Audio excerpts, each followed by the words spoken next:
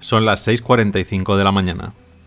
El vuelo 8633 lleva algo más de 20 minutos en el aire y ya se ha estabilizado en su altitud de crucero, 32.000 pies. En estos momentos están comenzando a sobrevolar la meseta tibetana. El capitán, que está en funciones de observación, decide retirarse de la cabina de pilotos y tomar asiento junto a los pasajeros. Todo está transcurriendo con normalidad, al menos hasta este momento.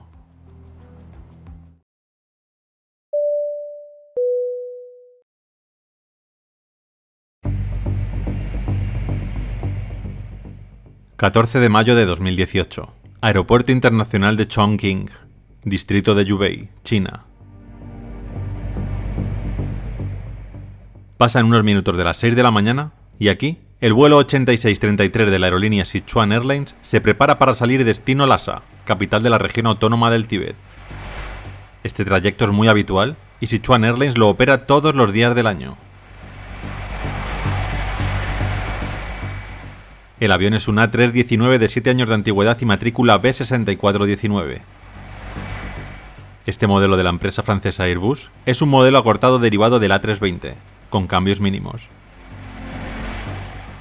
Debido a que tiene los mismos depósitos de combustible pero menos pasajeros, 124 en configuración de 2 clases y un máximo de 156 en configuración sin cocinas, su alcance se ve aumentado hasta los 7.200 kilómetros, el mayor de su clase. Al igual que la A320, posee mandos de control fly-by-wire.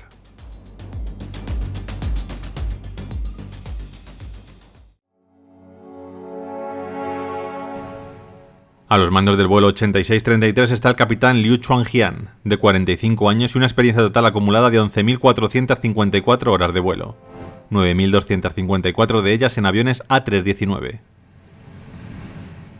Junto a él estará Su Ryu Chen, un joven primer oficial de 27 años que acumulaba 2.801 horas, incluidas 1.180 en aviones de este tipo. Además, como tercer piloto se encuentra el capitán Liang Peng, de 33 años con una experiencia total de 8.789 horas de vuelo. Este tercer piloto viaja como observador del primer oficial y sobre todo vigilará sus movimientos en la fase final del vuelo. La tripulación la completan 6 auxiliares de vuelo que volarán en la cabina junto a 119 pasajeros. En total, 128 personas a bordo del A319.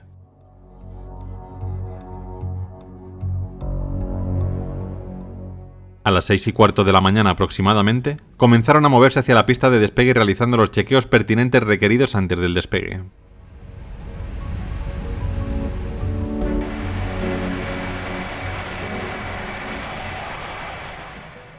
Por fin, a las 06:25, el vuelo 8633 comenzó a acelerar por la pista de despegue.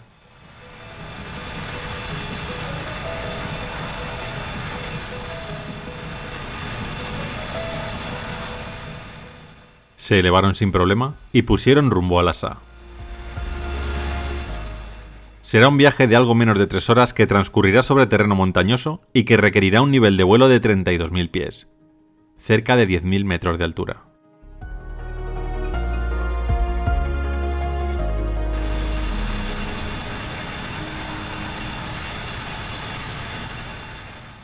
...25 minutos después del despegue alcanzaron su altitud de crucero.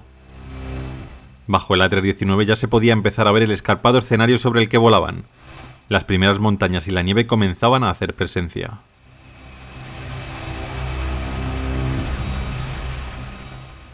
El capitán, que está en funciones de observación, decide retirarse de la cabina de pilotos y tomar asiento junto a los pasajeros. El piloto automático está activado y las comunicaciones las va realizando el capitán. Todo está transcurriendo con normalidad, al menos hasta este momento.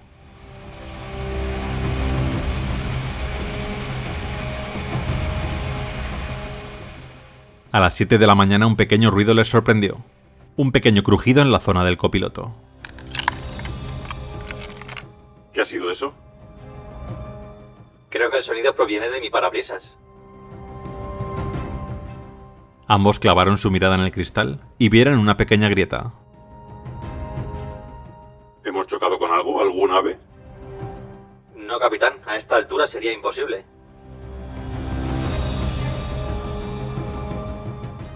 Al instante de dar esta respuesta al capitán, otro crujido les alertó, esta vez más fuerte y dejando una huella mucho más visible en el cristal. La pequeña grieta se estaba transformando en una red que poco a poco ocupaba todo el cristal parabrisas del primer oficial.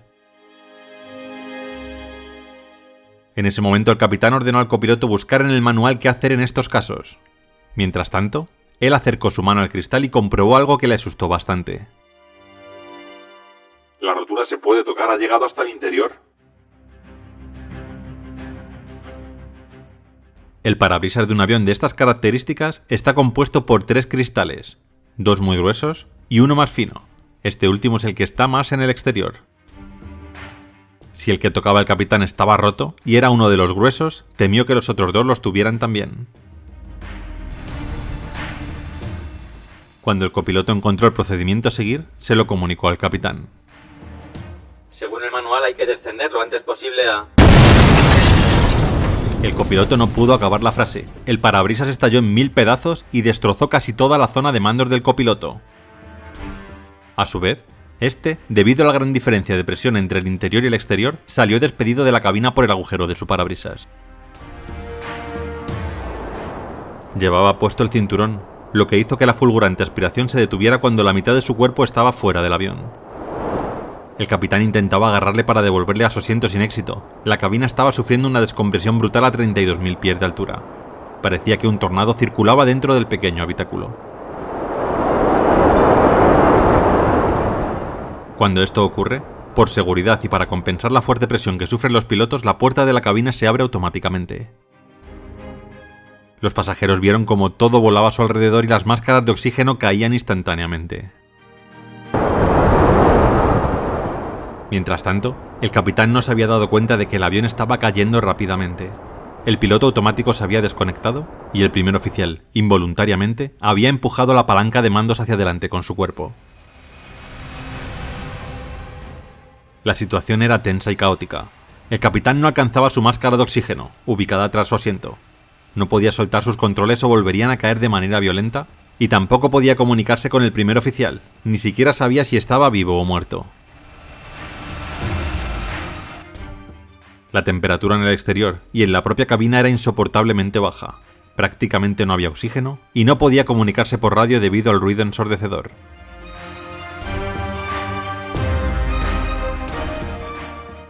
La única solución era descender para compensar la presión y así poder devolver al primer oficial a su asiento.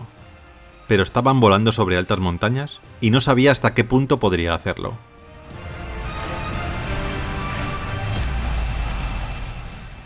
Con una tasa de descenso de casi 11.000 pies por minuto, el A319 llegó hasta los 23.000 pies. Tan solo habían pasado 61 segundos desde la explosión del parabrisas, 61 interminables segundos para el capitán y también para el copiloto, que por fin, en esa altura, pudo volver a su asiento. La aspiración por el diferencial de presiones terminó, y malherido y con sus ropas desgarradas, pudo echar mano de la máscara de oxígeno y ponérsela. La comunicación en cabina era imposible. Por más que el capitán preguntaba si estaba bien, el primer oficial no le escuchaba. El copiloto entonces, viendo que no había manera de comunicarse con los controladores, marcó en el transpondedor el código 7700 que indica que el avión tiene una emergencia. Segundos después, el segundo capitán, que se encontraba en la cabina de pasajeros, consiguió llegar a echar una mano al comandante Liu. En su tablet tenía todos los datos necesarios: altura mínima de la zona, aeropuertos cercanos.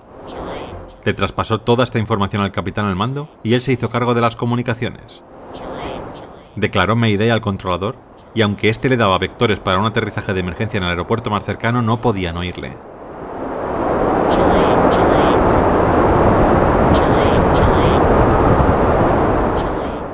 Confiando completamente en el control manual y visual, el capitán giró el avión y lo desvió hacia Chengdu, descendiendo el avión a unos 10.000 pies tan pronto como estuvieron fuera de las montañas. Gracias al buen tiempo casi no había nubes y la visibilidad era muy buena. La comunicación volvió a ser estable con el controlador y este preparó todo para que tuvieran un aterrizaje de emergencia. El capitán tuvo que dar una vuelta de 360 grados cerca del aeropuerto para ganar tiempo y poder descender más. Pero los problemas no acabarían aquí. La pantalla del A319 indicaba decenas de errores y además, el peso del avión era mayor del indicado para un aterrizaje seguro.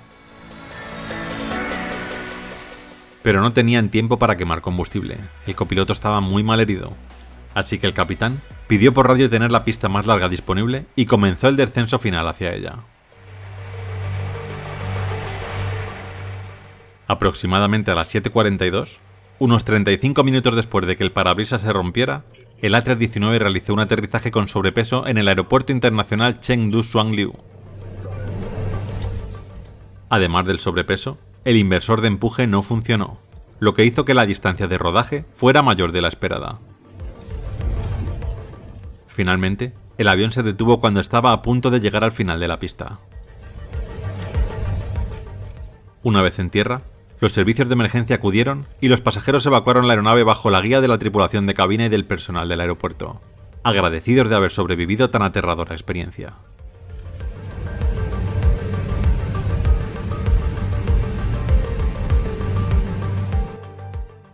¿Qué había pasado? ¿Cómo pudo romperse el parabrisas del A319?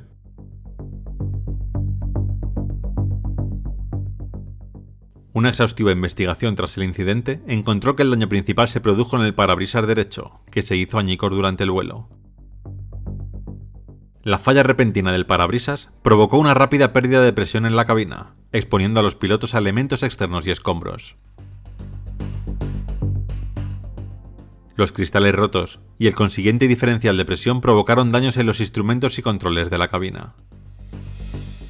Debido al exceso de peso en el aterrizaje, los neumáticos sobrecalentados del tren de aterrizaje también explotaron. Además, la investigación reveló que 17 disyuntores del panel 120VU explotaron causando múltiples fallas en el sistema. Cuando el primer oficial fue parcialmente succionado fuera del avión a pesar de llevar puesto el cinturón de seguridad, sufrió abrasiones faciales, una lesión menor en un ojo y un esguince en la muñeca. Una de las azafatas también sufrió lesiones de poca gravedad.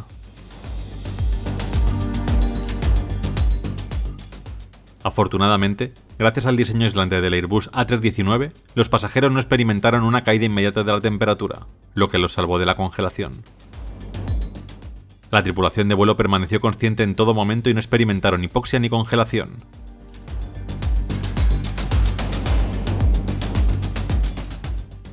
Tras el aterrador incidente del vuelo 8633, la Administración de Aviación Civil de China inició una investigación en colaboración con Airbus y Sichuan Airlines. La investigación reveló que la causa más probable de este incidente fue que el sello del parabrisas derecho había sido dañado, lo que permitió que se acumulara vapor de agua externo en el borde inferior del parabrisas. Como resultado, el aislamiento del cable de alimentación se redujo después de estar empapado durante mucho tiempo, lo que provocó una descarga de arco continua en un ambiente húmedo. Las temperaturas causadas por la formación de arcos rompieron el doble cristal interior y la presión diferencial dentro y fuera de la cabina finalmente provocó que el parabrisas se desprendiera del fuselaje.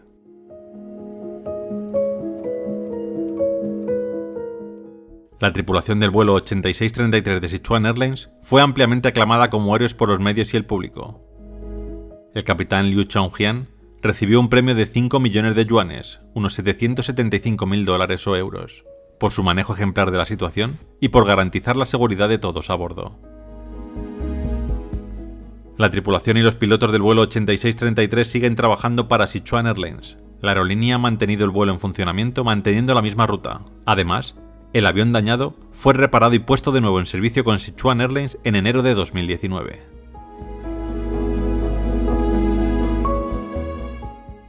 Un incidente similar tuvo lugar en 1990, cuando un vuelo de British Airways con destino Málaga sufrió una explosión repentina de 2 de las 6 ventanillas de la cabina. Como resultado, la repentina descompresión de la cabina provocó una enorme ráfaga de aire que succionó al capitán fuera de la misma.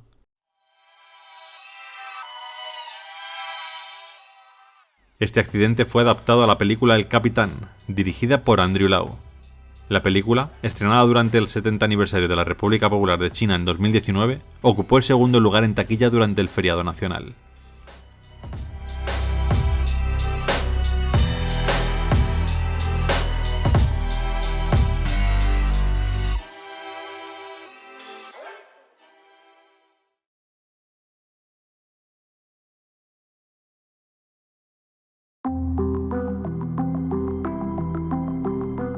19 de junio de 1990. El vuelo 5390 de British Airways se encuentra en el Aeropuerto Internacional de Birmingham. A los mandos de la aeronave se encuentra el capitán Lancaster acompañado del copiloto Atkinson. En total, dentro del avión se preparan para despegar 87 personas destino a Málaga, España. Son las 7:20 de la mañana en Inglaterra. El BAC 111 se dispone a despegar y lo hace sin problema. 13 minutos después, alcanza los 5 kilómetros de altura. Mientras la aeronave continúa su ascenso hacia la altitud de 5.300 metros, se empieza a servir el servicio de comidas. Nadie imaginaba lo que estaba a punto de ocurrir en cabina.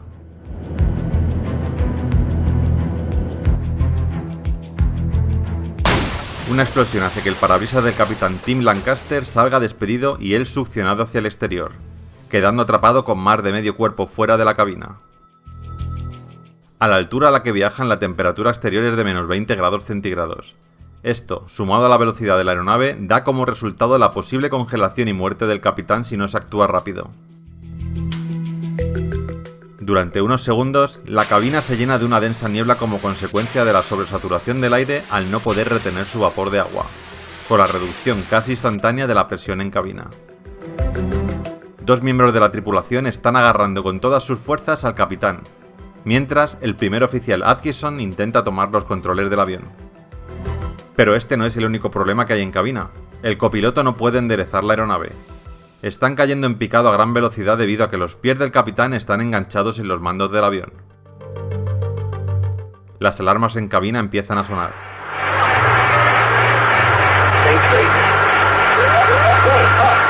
No hay mucho tiempo para reaccionar. El capitán necesita ayuda urgente. Su cabeza no para de golpearse contra el avión. Y quizá, a estas alturas, ya esté congelado.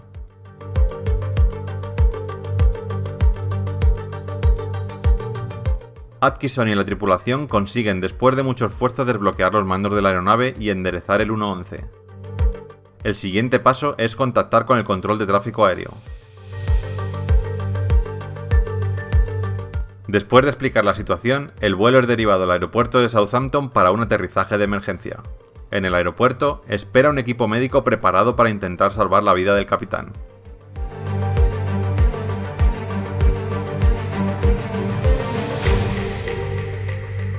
El primer oficial comienza a acercarse al aeropuerto, y con gran maestría logra aterrizar el avión con éxito en Southampton. Increíblemente, Lancaster está vivo al igual que todos los pasajeros. Una vez recuperado de las heridas, Lancaster contó cómo sintió que el parabrisas se desprendía, se alejaba hacia adelante y desaparecía, mientras él era succionado fuera del avión. Ya fuera, quedó recostado en el techo del aparato y alcanzó a ver la cola y los motores girando antes de perder el conocimiento.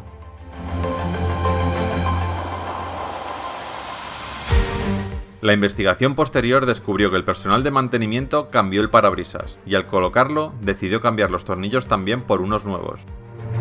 Estos eran del calibre correcto, pero 2,5 milímetros más cortos, lo que hizo que el parabrisas no aguantara la presión y saliese despedido.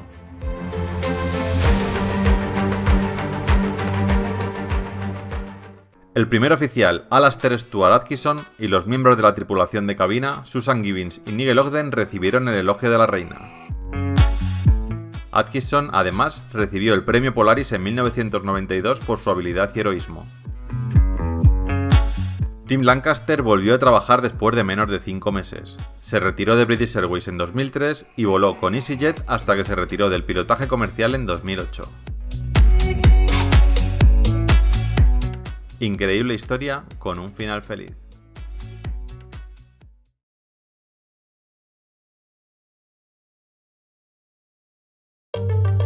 ...14 de agosto de 2005... Son la 1:25 de la madrugada en Chipre. La aeronave que nos ocupa, un Boeing 737 llamado Olympia, perteneciente a la compañía Helios, acaba de aterrizar. Tiene programado un nuevo vuelo a las 9 de la mañana rumbo a Praga, con escala en Atenas a las 10:45. Cuando la aeronave llegó de Londres esa madrugada, la tripulación del vuelo anterior había informado de un sello de puerta congelado y ruidos anormales provenientes de la puerta de servicio. Solicitaron una inspección completa de la puerta. La inspección fue realizada por un ingeniero de tierra que realizó una verificación de fugas de presurización. 9:07 de la mañana. El Helios 522 se dispone a despegar rumbo a Atenas. El capitán Hans-Jürgen Merten, de 59 años, y el primer oficial Pampos Charalambous, de 51, han sido informados de los trabajos y verificaciones que el avión ha sufrido durante la noche. Según el ingeniero encargado, todo quedó resuelto y la aeronave está apta para el servicio. El despegue del avión se realiza sin problema. El capitán activa el piloto automático rumbo al Aeropuerto Internacional de Atenas, pero en medio del ascenso, a unos 3.600 metros, comienza a sonar una alarma en cabina. Tanto el capitán como el primer oficial se miran extrañados, ya que creen que la alarma que está sonando es la de una mala configuración para el despegue, cosa muy rara cuando ya están en pleno vuelo. Pero en realidad, de lo que intentaba alertar este sonido era de una mala presurización del avión. Esta confusión pudo llegar a ocurrir porque el ruido que se emite para estos dos problemas es exactamente el mismo. Tanto Hans-Jürgen como Pampos omiten el ruido de esta alarma y siguen con su ascenso objetivo de 34.000 pies, lo que serían aproximadamente unos 10.000 metros. En los siguientes minutos se iluminaron varias luces de advertencia en el panel superior de la cabina. Una o ambas luces de advertencia de enfriamiento del aparato se encendieron, acompañadas de la luz maestra de precaución. La luz de oxígeno de los pasajeros se iluminó cuando se llegó a una altitud de aproximadamente 18.000 pies. Las máscaras de oxígeno se desplegaron automáticamente. En ese momento, todos los pasajeros se pusieron sus máscaras. Después de todo esto, ni capitán ni copiloto se habían dado cuenta de lo que realmente estaba pasando. El avión continuaba su ascenso. Poco después de esto, ya con graves síntomas de hipoxia en cabina y sin que ellos se dieran cuenta de lo que estaban sufriendo, contactaron por radio con el centro de operaciones de Helios. El capitán habló con el ingeniero de tierra y declaró repetidamente que las luces del ventilador de ventilación estaban apagadas. El ingeniero, que era el mismo que había realizado la verificación de fugas de presurización en tierra, preguntó: ¿puede confirmar que el panel de presurización está configurado en automático? Sin embargo, el capitán, que ya estaba experimentando una grave hipoxia, ni siquiera se dio cuenta de la pregunta y la ignoró. En su lugar, respondió haciendo más preguntas sin sentido. Esta fue la última comunicación con la aeronave. Mientras tanto, los pasajeros empezaban a desmayarse. El oxígeno que puede proporcionar una máscara dura aproximadamente 15 o 20 minutos. Esto es más que suficiente, ya que debería de sobrar con un par de minutos para que en cabina el capitán descendiese lo suficiente para no necesitarlas. Pero en este caso, el capitán en ningún momento se dio cuenta de lo que estaba pasando con la presión dentro del avión. La aeronave continuaba su trayecto en piloto automático, estabilizada ya a 10.000 metros de altura. Entre las 9:30 y las 9:40 se intentó repetidamente contactar con la aeronave sin éxito. A las 9:37 el avión pasó de la región de Chipre a Atenas, sin hacer contacto con el ATC correspondiente. 19 intentos más de contactar con la aeronave entre las 10:12 y las 10:50 no encontraron respuesta. A las 10:40, la aeronave entró en patrón de espera sobre el aeropuerto de Atenas bajo el control del piloto automático. El avión no paraba de dar vueltas sobre el aeropuerto. Mientras tanto, dos F-16, aviones de combate de la Fuerza Aérea Griega, fueron enviados para establecer contacto visual y comprobar qué estaba pasando. En tierra, empezaron a pensar que el avión había sido secuestrado. A las 11:24 interceptaron el Helios 522 y observaron que el primer oficial estaba totalmente desplomado e inmóvil sobre los controles. El asiento del capitán estaba vacío. También informaron que colgaban máscaras de oxígeno en la zona de pasajeros. A las 11:49 parecía que se podía obrar el milagro. Desde los F-16 que acompañaban en el vuelo al avión de pasajeros, informaron que alguien había entrado en cabina y se había sentado en el asiento del capitán saludándoles brevemente. Era el asistente de vuelo Andreas Prodomou, que había permanecido consciente utilizando un suministro de oxígeno portátil que había en el avión. Andreas tenía licencia de vuelo, pero jamás había pilotado un avión como el 737. Casi al mismo tiempo en el que Andreas consiguió entrar y sentarse a los mandos, el motor izquierdo de la aeronave se paró debido a la falta de combustible. Con un motor parado, el avión empezó a descender sin que Andreas pudiese controlarlo. A los 10 minutos, se paró el motor derecho. Poco antes de las 12:04, el avión se estrelló contra las colinas de Gramático, a 40 kilómetros de Atenas, matando a los 121 pasajeros y tripulantes a bordo del Helios 522. La investigación posterior al accidente desveló que el ingeniero que realizó los trabajos durante la noche necesitó cambiar la configuración del sistema de presurización a manual. Sin embargo, el ingeniero, cuando terminó, no pudo restablecerlo a automático. Además, no avisó al capitán de esto.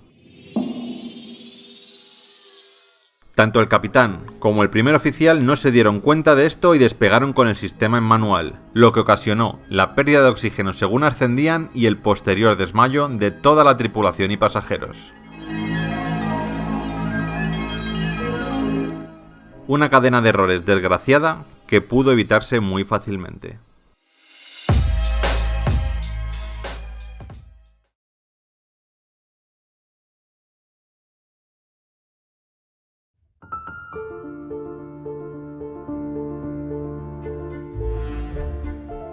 ...28 de abril de 1988... Aeropuerto de Hilo, Hawái.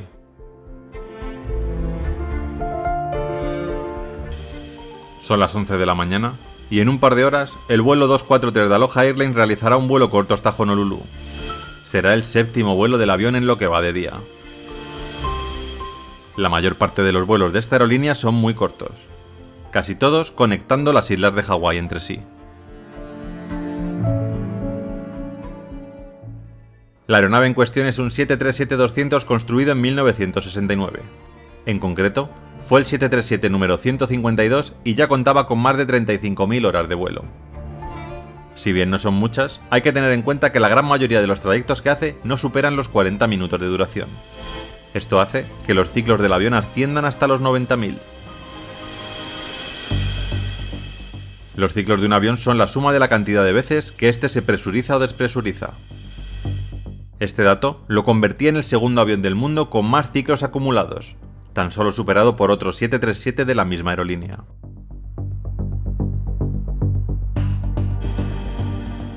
En esta ocasión, el comandante será Robert Schortheimer, de 44 años y una experiencia acumulada de 8.500 horas, 6.700 de las cuales han sido volando aviones 737. Junto a él, el primer oficial, Madeleine Tompkins, una de las pocas mujeres piloto que había en ese momento en Estados Unidos. Madeleine contaba con 8.000 horas de experiencia, 3.500 registradas en aviones de este tipo.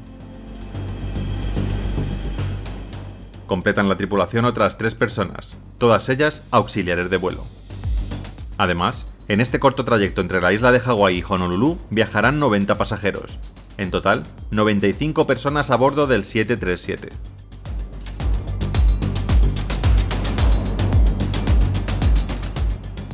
A las 13:25 comenzó la carrera del vuelo 243 por la pista de despegue.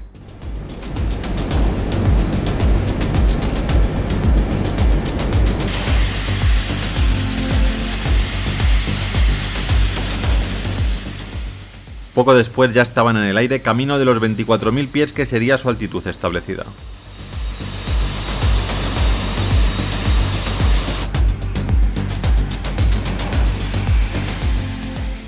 El avión pasará muy poco tiempo en altitud de crucero, ya que para llegar a esa altura necesitarán casi 20 minutos. Lo que significa que poco después de alcanzarla, comenzarán a descender para iniciar la aproximación al aeropuerto de destino. Por este motivo, las azafatas ofrecen los servicios de la aerolínea mientras el avión asciende, sin esperar a estar totalmente estabilizado.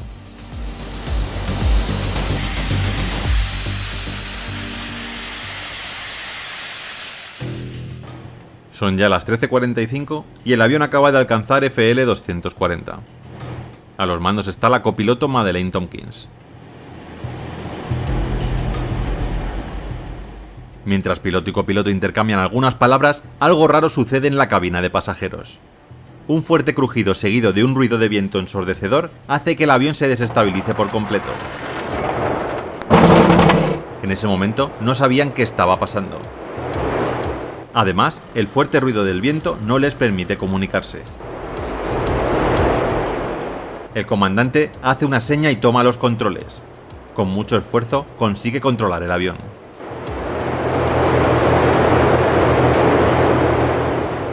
¿Qué está pasando? ¿Qué ha pasado? No lo sé. Parece que hemos perdido parte del sistema hidráulico. Cuesta mucho controlar el avión. En ese momento Madeleine giró la cabeza y vio algo que no había imaginado ni en sus peores pesadillas. Sobre la puerta de la cabina de los pilotos había un agujero enorme. Habían perdido parte del fuselaje superior del avión. La situación era crítica. Habían perdido toda la parte superior de las primeras filas de la cabina de pasajeros. Los pilotos no sabían si había alguien vivo ahí detrás. Mientras tanto, la situación de los pasajeros era aterradora. A más de 7.000 metros, prácticamente sin oxígeno, con vientos a cientos de kilómetros por hora y a una temperatura de menos 40 grados centígrados.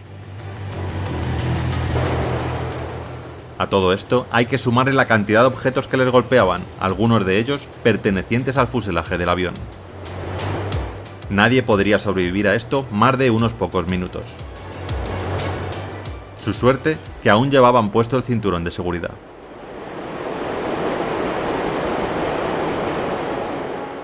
Dos de las azafatas se encontraban justo en la zona en la que el fuselaje cedió. Una de ellas salió disparada del avión hacia el Océano Pacífico. La otra, totalmente inconsciente, permanecía en el suelo agarrada por varios pasajeros. La tercera de las azafatas intentaba por todos los medios contactar con los pilotos, pero las comunicaciones dentro del avión se habían visto afectadas y era imposible. Ni la azafata que quedaba consciente ni los pasajeros sabían siquiera si había pilotos en el avión o si estaban cayendo directos al océano.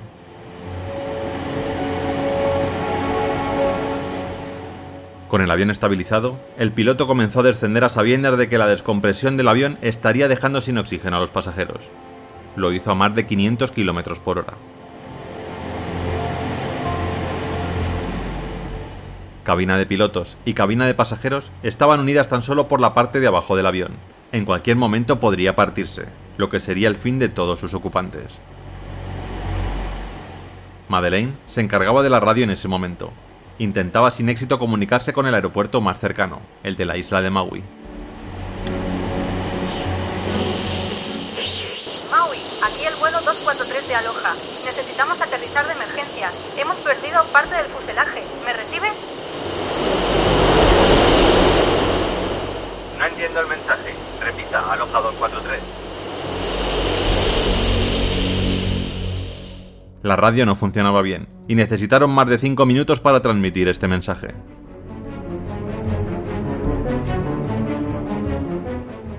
El piloto por fin recibió indicaciones para aterrizar en la pista 02. Allí les esperaban todos los equipos de emergencia. Pero los problemas del vuelo 243 no habían terminado. Cuando se aproximaban al aeropuerto, el tren de aterrizaje delantero falló. La luz verde que indica que ha bajado correctamente no se encendía.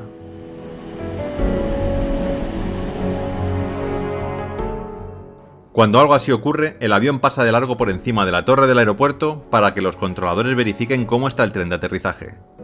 Después, se vuelve a intentar la aproximación a sabiendas de lo que realmente está pasando, ya que hay veces que lo que falla es la luz y el tren sí está desplegado correctamente. Por este motivo se utiliza a los controladores u operarios del aeropuerto para verificar estos problemas. Pero esta vez eso no podría ser. El avión no podía frustrar el aterrizaje y volver a subir. Cualquier cambio brusco de presión podría partir la aeronave en dos.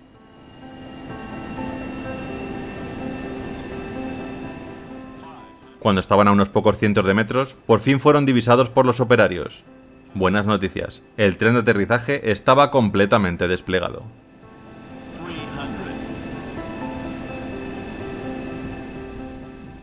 El capitán realizó un aterrizaje increíble, y los servicios de emergencia sacaron a todos los pasajeros. varios de ellos muy graves a causa de la hipoxia y los golpes recibidos. Finalmente, de las 95 personas que viajaban hacia Honolulu, 64 acabaron heridas, 7 de ellas muy graves. Tan solo hubo que lamentar la muerte de una persona, la azafata que salió despedida del avión en el momento de la despresurización y rotura del fuselaje.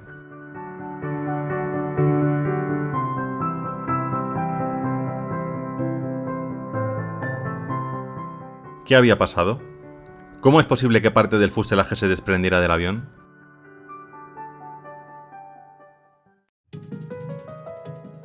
Tras una larga investigación, se determinó que el accidente se debió a la fatiga del metal causada por varios factores. El primero fue la gran cantidad de ciclos del avión, más del doble de los permitidos a día de hoy. El fuselaje de un avión se expande y contrae en cada presurización y despresurización que sufre. Cada parte del fuselaje va unida a la siguiente con un pegamento epoxi muy potente, además de atornilladas entre sí. Para que las piezas que unen las placas no sufran en los ciclos, la goma epoxi es muy importante, ya que es la que soporta esos momentos de expansión y contracción de las placas que forman el fuselaje. El problema aquí, aparte del gran número de ciclos del avión, es la zona en la que se estaba volando, siempre con grandes vientos muy cargados de sal, lo que hizo que el epoxi poco a poco fuera perdiendo su utilidad, dejando a los tornillos como única sujeción entre placas. Lógicamente, al no ser un elemento que se expanda, fue agrietando el fuselaje hasta que en este vuelo cedió por completo.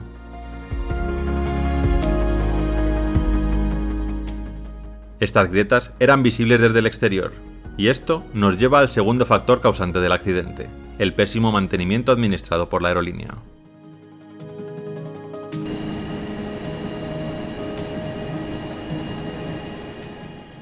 Gracias a este accidente, se fijó un número de ciclos máximos dependiendo del tipo de avión. Por ejemplo, un 747 tiene que ser retirado o jubilado a los 35.000 ciclos, mientras que un 737 debería de hacerlo a los 60.000. Muchos menos de los 90.000 que tenía ya el 737 de Aloha Airlines. Lamentablemente, el cuerpo de la azafata C.B. Lansing nunca fue recuperado del océano.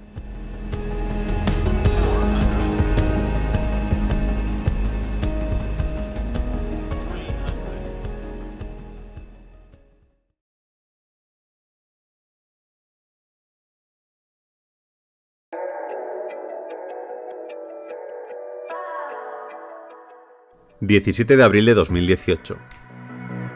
La historia que hoy nos ocupa comienza en el Aeropuerto Internacional de LaGuardia, en Nueva York. Son casi las 11 de la mañana y el vuelo 1380 de Southwest Airlines está a punto de salir con destino a San Francisco.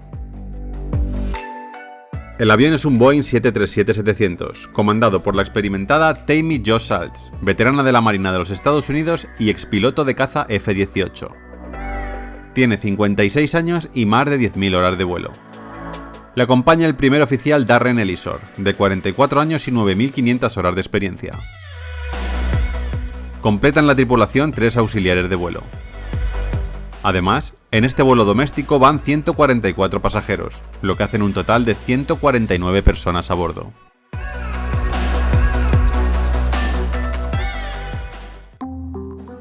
A las 10:55 el vuelo 1380 ya se encuentra en la pista 31 preparado para iniciar su carrera de despegue.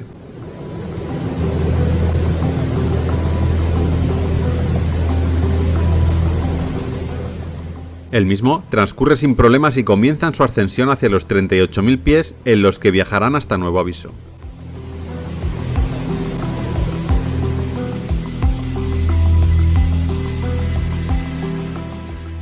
El vuelo ya está a punto de alcanzar FL 380, cuando Tammy y su copiloto empiezan a sentir una extraña vibración.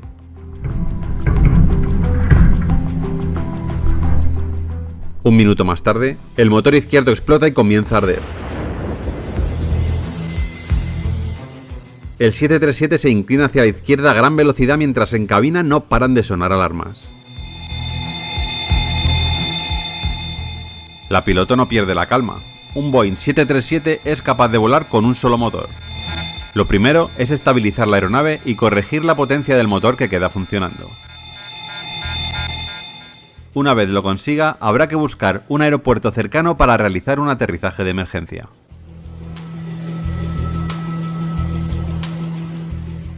Pero ellos no sabían que había pasado algo más. En el momento en el que el motor izquierdo estalló, varios trozos enormes salieron disparados contra el fuselaje causando severos daños. La consecuencia más importante fue la destrucción de una de las ventanillas de los pasajeros, en concreto la de la fila 14. Al lado de esa ventanilla se encontraba sentada Jennifer Riordan, de 43 años. Al reventar la ventanilla, el avión sufrió una descompresión explosiva, lo que hizo que cayeran las máscaras de oxígeno de todos los asientos. Los pasajeros rápidamente se las ajustaron, todos menos Jennifer. Su cabeza había sido succionada por el agujero de la ventanilla. Fuera la temperatura era de menos 30 grados, y además el motor estaba en llamas y soltando trozos metálicos. Rápidamente, varios pasajeros se dieron cuenta de la situación y consiguieron meter la cabeza de Jennifer de nuevo en el avión. La colocaron su máscara de oxígeno, aunque Jennifer yacía totalmente inconsciente. Tenía graves heridas en su cabeza y parecía estar muerta. Varios de los pasajeros consiguieron reanimarla, aunque su estado continuó siendo inconsciente. La capitana Schultz tenía que descender lo más rápido posible para que el aire en el interior del avión volviese a ser respirable. Lo hizo en cuanto estabilizó el avión. Acto seguido, contactó con el ATC de la zona y le dieron vectores para aterrizar de emergencia en el aeropuerto de Filadelfia. El vuelo 1380 está ya aproximándose al aeropuerto. Se pide que una ambulancia esté preparada para atender a la pasajera que fue succionada por la ventanilla. Mientras, se preparan para un aterrizaje que será bastante complicado. El avión sigue muy inestable, y el ala izquierda está bastante dañada. Como consecuencia de ello, la capitana decide aterrizar con los flaps al mínimo, en posición de 5 grados. Esto implica que la velocidad de toma de tierra será bastante mayor a la habitual, existiendo la posibilidad de reventar el tren de aterrizaje en el momento de tocar tierra.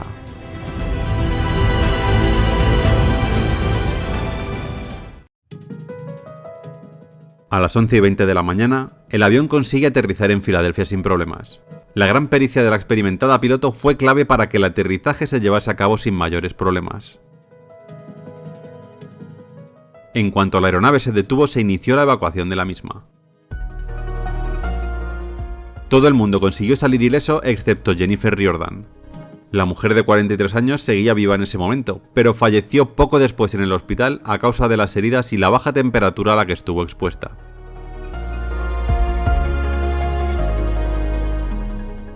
¿Qué fue lo que ocurrió en el vuelo 1380? Según la NTSB, se determinó que la causa principal de este accidente fue una grieta en el aspa número 13 del motor número 1 producida por fatiga del metal.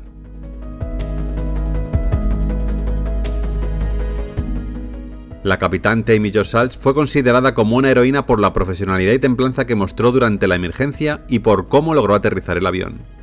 El copiloto también fue elogiado por todos. Los pasajeros que colaboraron con el rescate y resucitación de Jennifer Riordan recibieron un reconocimiento del presidente Donald Trump por sus acciones.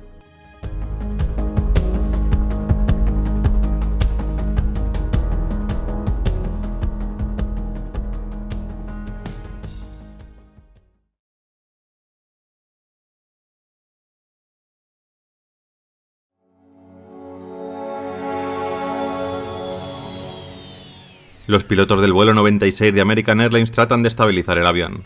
Están cayendo muy rápidamente y sin control. El ruido es ensordecedor y la niebla que se está generando en cabina no les deja ver bien todos los instrumentos. Señoras y señores, vamos a dar la vuelta hacia el aeropuerto de Detroit. Como habrán podido comprobar, estamos volando con un agujero en el fuselaje.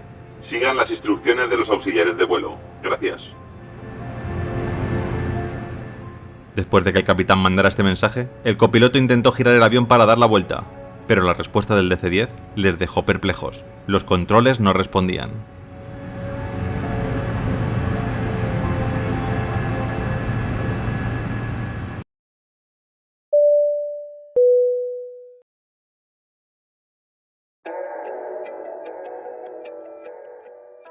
12 de junio de 1972. Aeropuerto Metropolitano de Detroit, Estados Unidos. Son las 7 de la tarde en Detroit.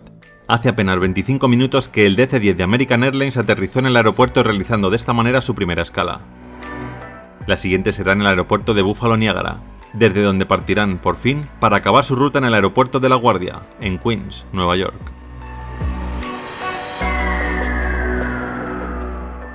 Después de la salida de varios pasajeros y la llegada de otros nuevos, 56 personas con billete a Nueva York saldrán en unos minutos en un flamante DC-10, un avión prácticamente nuevo, de apenas un año de antigüedad y que fue exactamente el primer DC-10 ensamblado por McDonnell Douglas.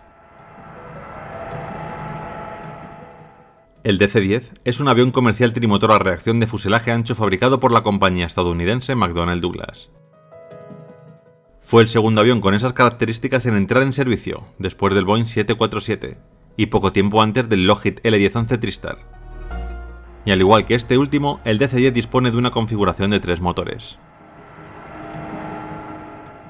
2 de los motores están situados en góndolas bajo las alas, mientras que un tercero se halla en la parte trasera del fuselaje, en el estabilizador vertical. Se concibió como sucesor del Douglas DC-8 en las operaciones de largo recorrido, y en las de medio recorrido compitió con el Airbus A300 y los mencionados anteriormente Boeing 747 y Lockheed L-1011 TriStar.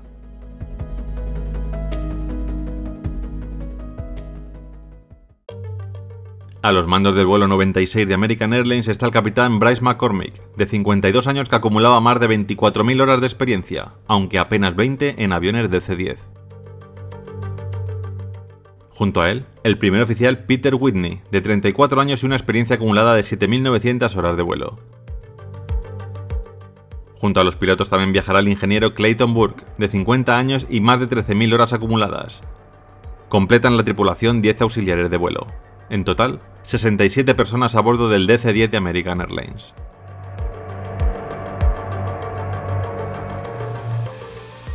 A las 19:20, el avión comenzó a rodar por la pista de despegue.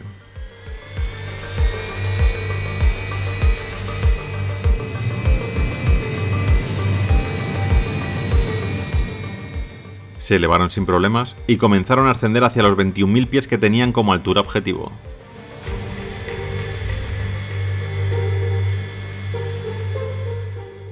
Nada más despegar, el avión entró en espacio aéreo canadiense.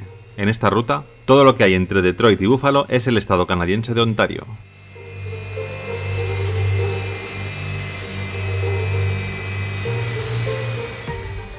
En unos minutos ya estaban volando a más de 10.000 pies y a punto de coger la aerovía V554. A las 19:26, a 11.750 pies y 260 nudos de velocidad, unos 480 km por hora, el avión sufrió una sacudida, algo parecido a un golpe. Los pilotos escuchaban mucho ruido proveniente de la cabina de pasajeros. ¿Qué ha pasado? Creo que hemos golpeado algo, quizá una pequeña avioneta. En ese momento, miraron por las ventanillas, pero no veían nada extraño. Unos segundos después, el avión comenzó a desestabilizarse. Una caída abrupta y un peligroso giro a la derecha les hizo poner los 5 sentidos en los controles. Rápidamente, bajaron la potencia de los 3 motores al ralentí y el avión dejó de caer. Lo estabilizaron y al momento recibieron una llamada de uno de los auxiliares de vuelo. Capitán, tenemos un agujero enorme en la zona de la cola del avión. Una de las puertas traseras de carga ha desaparecido y ha provocado una gran descompresión. Ha arrancado parte del suelo de la cabina y aquí todo vuela por los aires. Entendido. Calme a los pasajeros mientras doy aviso por radio.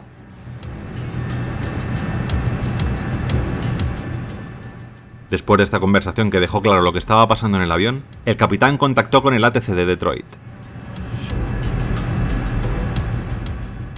Mayday, Mayday, Mayday. Tenemos una emergencia. Nos reporta un auxiliar de vuelo una descompresión explosiva en la zona trasera. Al parecer tenemos un agujero en el avión.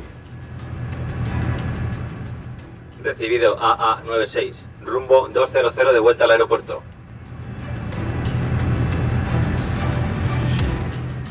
El copiloto intentó girar para dar la vuelta hacia el aeropuerto, pero los controles no respondían. Mientras tanto, con los motores al ralentí perdían altura y velocidad muy rápidamente. El capitán, en respuesta, aceleró de nuevo, pero el motor número 2, el central, no respondía.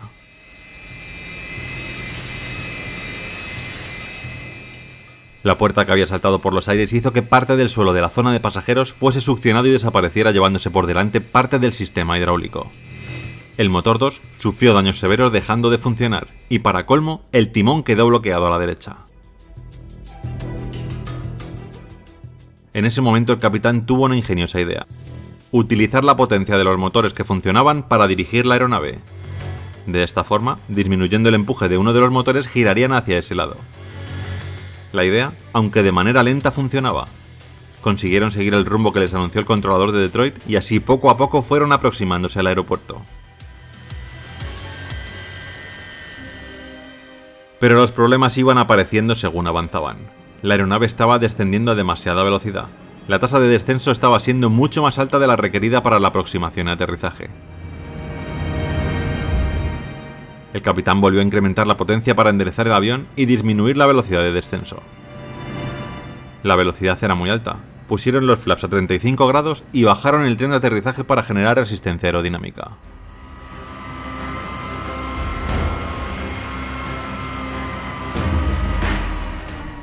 Los pilotos ya pueden ver la pista, pero ahora tienen un nuevo problema. Siguen volando a una velocidad más alta de lo aconsejable y además, el estabilizador bloqueado hace que el avión tienda a virar a la derecha. El capitán no podrá mantenerlo recto una vez toque en tierra. 100 pies. 50. 40. El DC-10 de American Airlines por fin consigue aterrizar y, como auguraban, comienza a irse hacia la derecha. El tren derecho se mete en la zona de tierra y hierba, pero el capitán, de nuevo, sabe cómo contrarrestar esto. Al igual que hizo con la potencia en el aire, ahora jugó con los inversores de empuje que se utilizan para frenar el avión en los aterrizajes. Activó solo el izquierdo, haciendo que el avión volviese a la pista. Pocos metros después, conseguiría detenerlo de manera segura. No hubo que lamentar víctimas en este accidentado vuelo, gracias a que en la altitud a la que reventó la puerta, el aire todavía era respirable. Tan solo hubo un herido por heridas en la cara por todo el material que salió volando contra los pasajeros.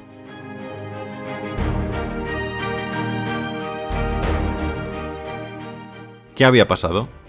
¿Cómo una puerta puede saltar por los aires de esta manera en un avión nuevo?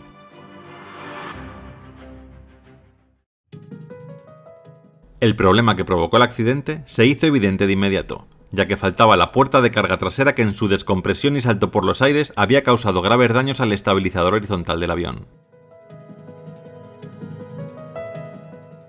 Los investigadores estudiaron inmediatamente el historial de mantenimiento y descubrieron que el 3 de marzo de 1972, 3 meses antes del accidente, los encargados informaron que la puerta no se había cerrado eléctricamente y debía cerrarse manualmente. Realizando varias pruebas, se pudo certificar que el cierre manual de las puertas de carga fallaba eventualmente. Pese a que la manivela de cierre llegaba a su zona final, había veces que los pestillos no bajaban del todo.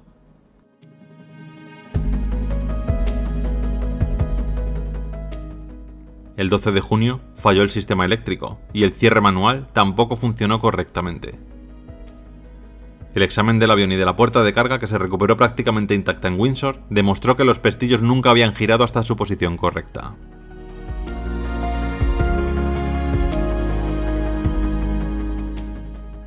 Tras el incidente del vuelo 96, la Administración Federal de Aviación norteamericana emitió una orden de rediseño de la puerta de carga.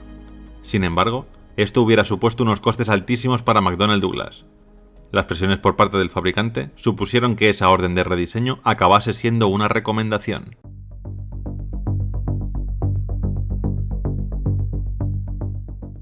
Esto, en la práctica, supuso que casi ninguna aerolínea llegara realmente a cambiar las puertas de carga, limitándose a formar a los trabajadores de tierra para que las cerraran correctamente.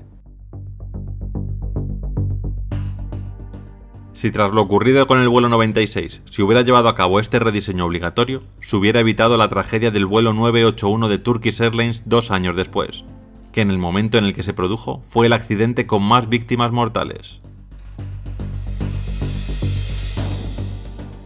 Tras este segundo accidente, la puerta de carga fue forzosamente rediseñada y todos los DC-10 se quedaron en tierra hasta que se instalaron las nuevas. En el procedimiento judicial posterior, se acreditó que McDonnell Douglas no solo conocía esta vulnerabilidad tras el incidente del DC-10 de American Airlines, sino que lo conoció durante todo el procedimiento de desarrollo del aparato. Por todo esto, fue condenada a abonar a las familias de las víctimas una indemnización de más de $50 millones y a abonar una de las mayores multas de la historia de la aviación.